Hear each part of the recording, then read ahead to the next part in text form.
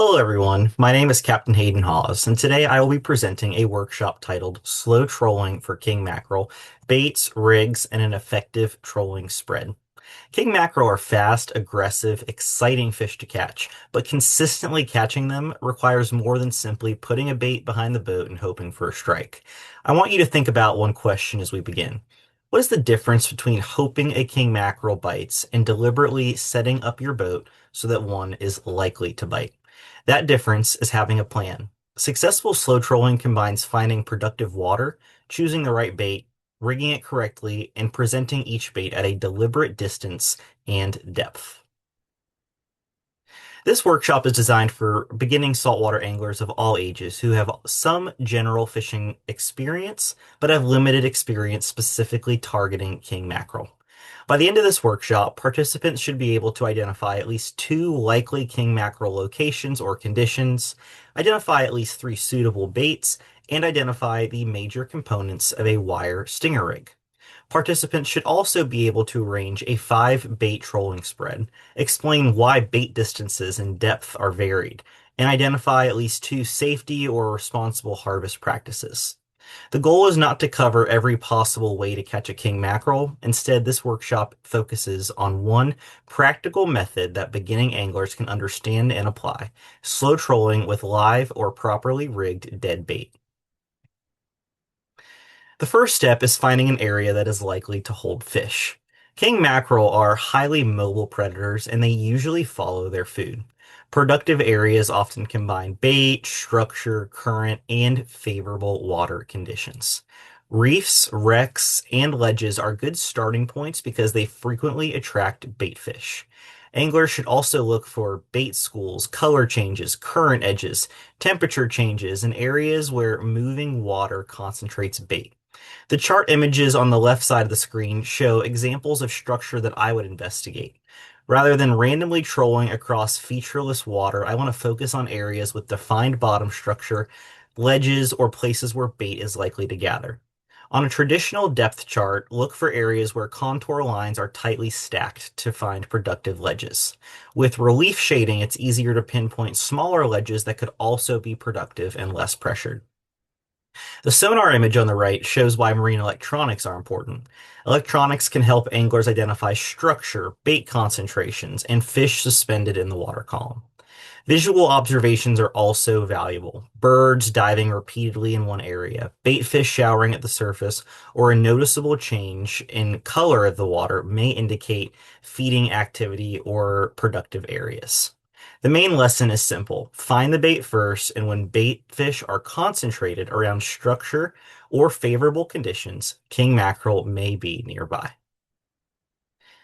After selecting a productive area, the next decision is bait. Common live baits include goggle eyes, sardines, menhaden, blue runners, bluefish, threadfin herring, and speedos. Dead ribbonfish or cutlass fish can also be extremely effective when rigged correctly. There's no one bait that is always the best choice. Bait selection depends on location, season, availability, bait size, and what the fish are feeding on at that time. If you want to catch a big fish, don't be afraid to fish a big bait. For live bait, health and presentation are critical. A lively bait that swims naturally is generally more effective than a weak bait that spins, rolls, or struggles unnaturally. Live bait should be handled carefully and kept in a properly functioning live well with adequate water circulation. Dead ribbonfish need to be rigged so they track straight through the water. If the bait spins excessively, it can twist the line and appear unnatural. The main point here is that the bait should be an appropriate size for your rig, remain lively or be properly prepared, and swim naturally at a slow trolling speed. Now let's cover basic tackle. A basic king mackerel tackle system does not need to be overly complicated. I prefer a reel with a high gear ratio, around 7.1 to 1, because it helps recover a line quickly when a kingfish runs toward the boat or when lines need to be cleared.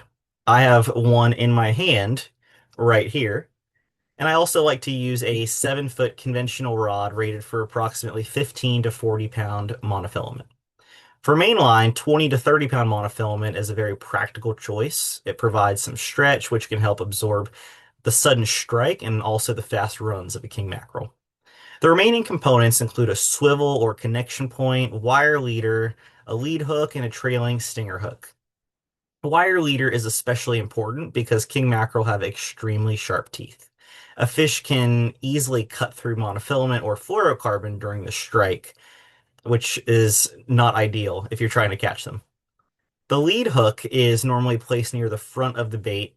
Depending on the bait and rigging method as well, anglers may use a short shank J hook or another suitable lead hook arrangement, like a size number 2 treble. A smaller treble hook is commonly used as the trailing stinger hook.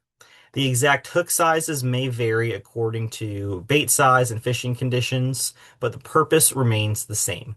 The lead hook controls the bait, and the stinger hook helps catch fish that strike farther back. So this is the basic wire stinger rig that we've been discussing on your screen. I also have a physical version of one right here in front of me. And starting at the front, that is the connection point that attaches the rig to the main line or the swivel. From here, we have the wire leader, and the wire protects the rig from the king mackerel's teeth. The front hook is the lead hook. It's positioned near the front of the bait and helps control the bait's presentation. On screen, that would be the short shank J hook.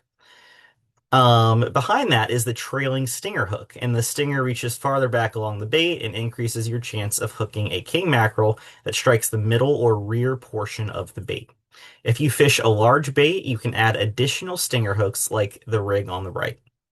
The stinger is important because king mackerel often slash or strike at the rear half of the bait rather than immediately swallowing the entire bait. When rigging, the wire should follow the natural shape of the bait. It should not be so tight that it bends the bait unnaturally, restricts its movement, or causes it to spin. At this point in a live workshop, I would allow participants to examine the rig and identify the wire leader, lead hook, or stinger hook, but being that we are virtual right now, you can see them on screen. Now, as I already showed you the stinger, it's important to note that once the bait is rigged, definitely check it boat side before deploying it. If the bait swims naturally, if it's ready to fish, then it's good to send out. But if it rolls or spins, I would correct the hook placement before placing it in the spread. Generally, that means your stinger is too tight in your bait, and there's not enough slack there to give that fish free range of movement in its tail. Now, I want to cover the 5 bait spread. Once the bait and tackle are prepared, we can build the trolling spread. And the 5 bait spread that I commonly use includes a far surface bait, a short surface bait, a shallow downrigger bait, a deep downrigger bait, and an optional prop wash bait. The 2 surface baits are staggered so that they are not directly beside one another at the same distance. The 2 downrigger baits are set at different depths so that the spread covers more of the water column. The prop wash bait runs close to the stern and may be added when sea conditions, boat layout, and the number of anglers allow another line to be managed safely and effectively. This is a starting framework rather than an inflexible rule, and the exact distances and depths can definitely be adjusted according to the conditions. Now, let's do a learning activity called Build the Spread. Imagine this is a top-down view of your boat moving forward. All 5 baits are being pulled behind the boat. Your task is to identify each numbered position. The choices are far surface bait, close surface bait, prop wash bait, deep downrigger bait, and shallow downrigger bait. Now, depending on whether you're fishing off the port or starboard, your far bait and deep bait versus your short bait and your shallow bait can be swapped from one side of the boat to the other, but the concept remains the same. So pause this video and decide which bait belongs at each numbered position. While you're deciding, also consider 2 questions. Why should the 2 surface baits be staggered instead of being placed at the same distance? And why should the downrigger baits be set at different depths? Here is the complete spread. Number 1 is the far surface bait, positioned approximately 100 feet behind the boat. Number 2 is the close surface bait, positioned around 50 to 75 feet behind the boat. Number 3 is the prop wash bait, positioned approximately 25 feet behind the center of the transom. The surface baits are staggered so their lines are separated and less likely to cross, especially while turning. They also present baits at different distances from the boat. Number 4 is the deep downrigger bait. Depending on water depth and conditions, this may be set anywhere from 40 to 100 feet deep or more. Number five is the shallow downrigger bait, which may be set anywhere approximately between 25 to 60 feet deep.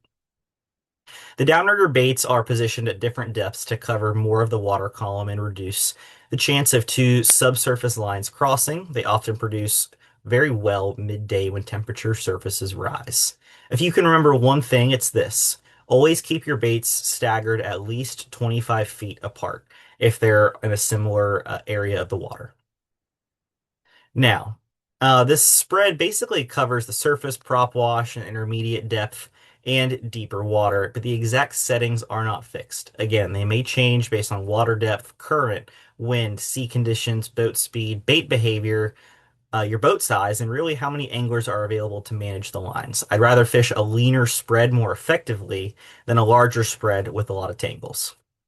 The main teaching point here is that every bait should occupy a deliberate position. An effective spread covers different distances and depths while remaining organized. Now, fishing 5 lines at once requires an organized boat and clear communication. Hooks, wire leader, and gaffs should always be handled carefully.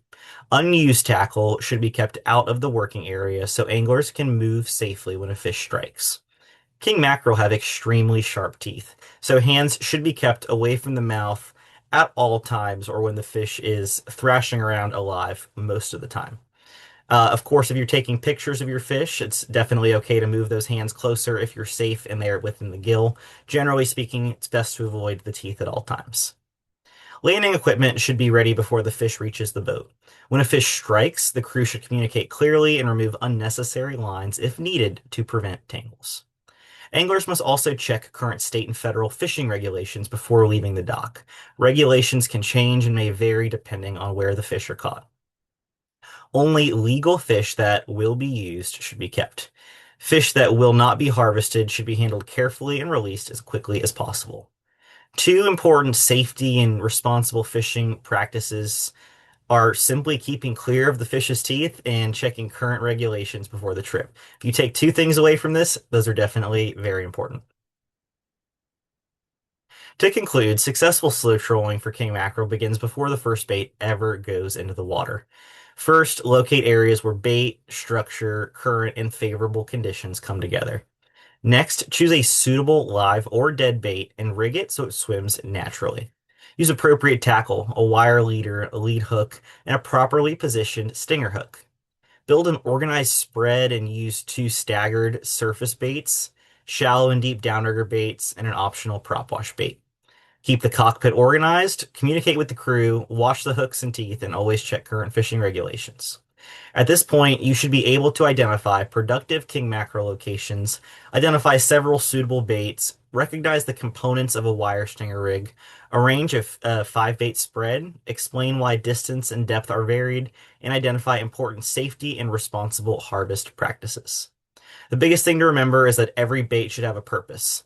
Find the bait, rig naturally, cover the water column, and keep the spread organized. Fish in productive areas, whether it's the beach all the way out to 140 to 160 feet. Thanks for watching, and I hope this helps you put more kingfish in the boat.